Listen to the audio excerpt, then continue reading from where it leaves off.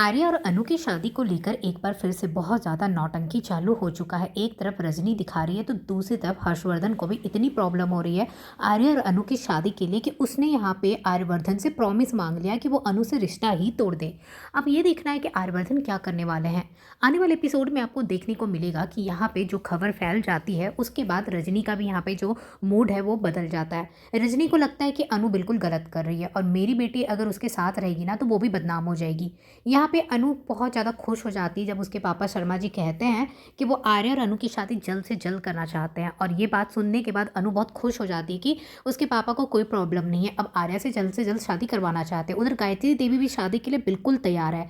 इधर देखेंगे ये खुशखबरी देने के लिए अनु सोचती कि मैं जाकर सिमरन को ये खुशखबरी दे देती हूँ। सिमरन से मिलने के लिए जाती है तो रजनी यहाँ दरवाज़ा खोलती है, उसके बाद गुस्से में बंद करने लगती है। अनु कहती कि क्या हुआ, आप दरवाज़ा क्यों बंद कर रहे हैं? तो कहती क्योंकि तू मेरी बेटी सिमरन से बात नहीं करोगी।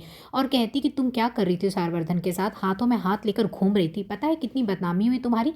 अगर मेरी बेटी सिमरन हमारे साथ अब दिखेगी ना तो अब वो भी बदनाम हो जाएगी, तो मैं नहीं चाहती हूँ कि मेरी बेटी बदनाम हो। तुम जाओ, तुझे जो करना है करो। और दरवाजा मुंह पे बंद कर देती है अनु के।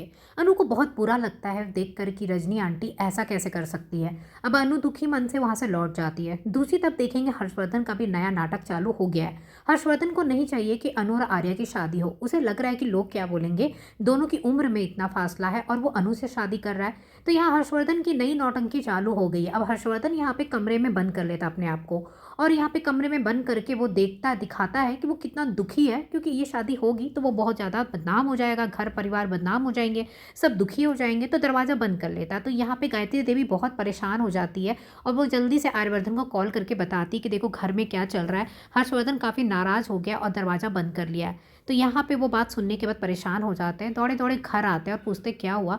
दरवाज़ा खुलवाने की कोशिश करते हैं तो वो दरवाज़ा खोलता है। हर्षवर्धन और आर्यवर्धन के बीच में बातें होती हैं जहाँ पे हर्षवर्धन आर्या से कहता है कि मैं नहीं चाहता हूँ कि तुम अनु से शादी करो, अनु से शादी मत करो, लोग क्या कहेंगे, तुम सोच नहीं रहे हो। और यहाँ पे अनु से शादी करने के लिए हर्षवर्धन मना करता है। आर्यवर्धन समझाने की कोशिश करते पर वो कुछ नहीं सुनता है। उसके बाद आर्यवर्धन कहते ठीक है, जैसा तुम कहोगे मैं वैसा ही करूँगा, और अपने भाई हर्षवर्धन से प्रॉमिस कर देते कि वो अनु से शादी नहीं करेंगे।